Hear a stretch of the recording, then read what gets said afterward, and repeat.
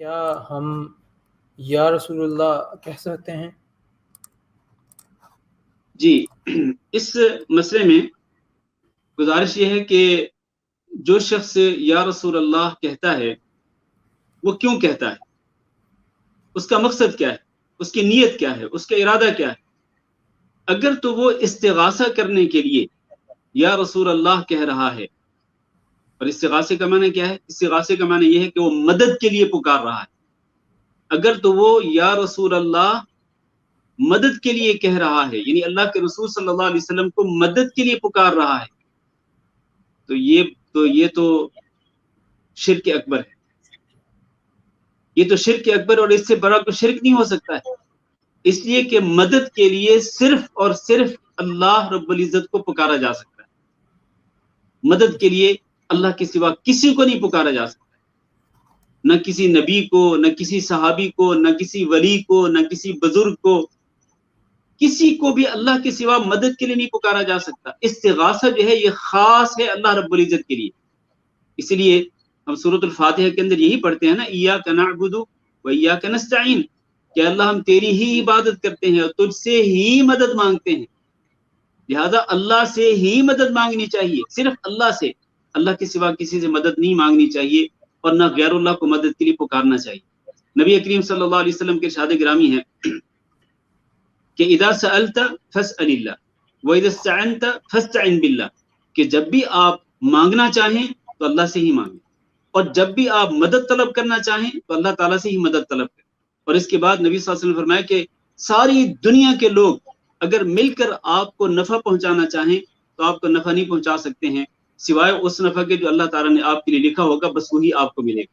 اور ساری دنیا کے لوگ، پہلے اور پچھلے سارے کے سارے لوگ مل کر اگر آپ کو نقصان پہنچانا چاہیں تو آپ کو نقصان نہیں پہنچا سکتے ہیں، سوائے اس نقصان کے آپ کا نقصان وہی ہوگا جو اللہ تعالیٰ نے آپ کی قسمت میں لکھا ہوگا۔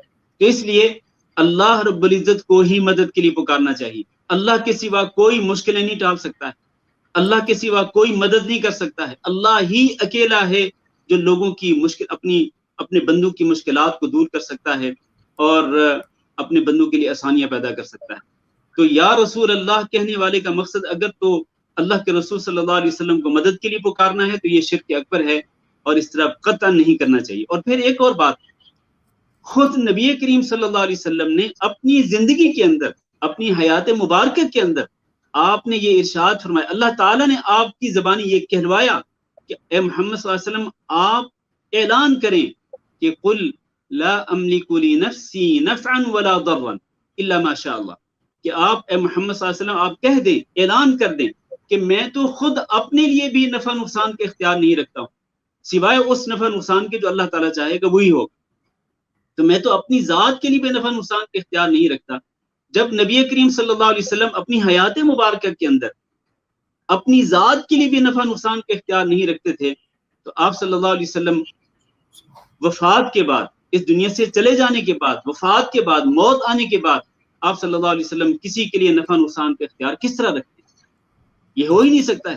اسی لیے نبی کریم صلی اللہ علیہ وسلم کی حیات مبارکہ میں بھی اور آپ صلی اللہ علیہ وسلم کی وفات کے بعد بھی صحابہ کرام نے کبھی بھی رسول اللہ صلی اللہ علیہ وسلم کو مدد کے لیے نہیں پکارا، بلکہ صحابہ کرام کے بارے میں ایک عمل اللہ تعالیٰ نے ذکر کیا جنگ بدر کے اندر کہ اذ تستغیثون ربکم فاستجاب لکم۔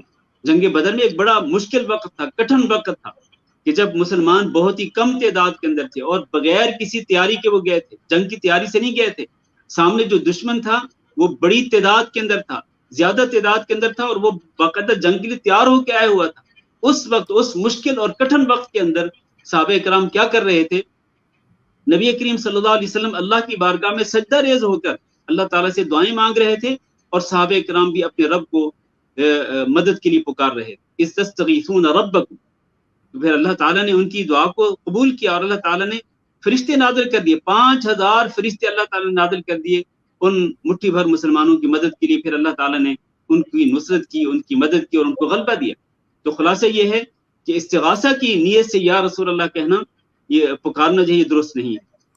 ہاں، ایک اور بات اس کی بھی وضاحت کرنا ضروری ہے کہ بعض لوگ جو ہیں وہ نبی کریم صلی اللہ علیہ وسلم پر درود بھیجنے کے لیے اور آپ پر سلام بھیجنے کے لیے یا رسول اللہ پکارتے ہیں، اور कई लोग कहते हैं अस्सलातु वस्सलामु अलैका या रसूल अल्लाह। देखें, नबी करीम सल्लल्लाहु अलैहि वसल्लम पर दुरूद भेजना इसका अल्लाह ने हुक्म दिया है, या अय्युहल्लज़ीना आमनू सल्लु अलैहि वसल्लिमु तस्लीमा। और इसी तरह नबी सल्लल्लाहु अलैहि वसल्लम की खिदमत में सलाम पेश करना, इसका भी अल्लाह ने हुक्म दिया, वही वसल्लिमु तस्लीमा। तो उसका तरीका क्या है? अब तरीका भी तो हमें अल्लाह के नबी सल्लल्लाहु अलैहि वसल्लम से सीखना चाहिए ना, आपकी अहादीस से सीखना चाहिए। सहाबा किराम पर भी जब ये आयत जब उन्होंने सुनी थी तो सहाबा किराम ने नबी सल्लल्लाहु अलैहि वसल्लम से सवाल किया था, अल्लाह के रसूल, हम ये तो जानते हैं कि हम आपको सलाम किस तरह पेश करें, लेकिन हमें ये नहीं पता कि हम आप पर सलात किस तरह पढ़ें।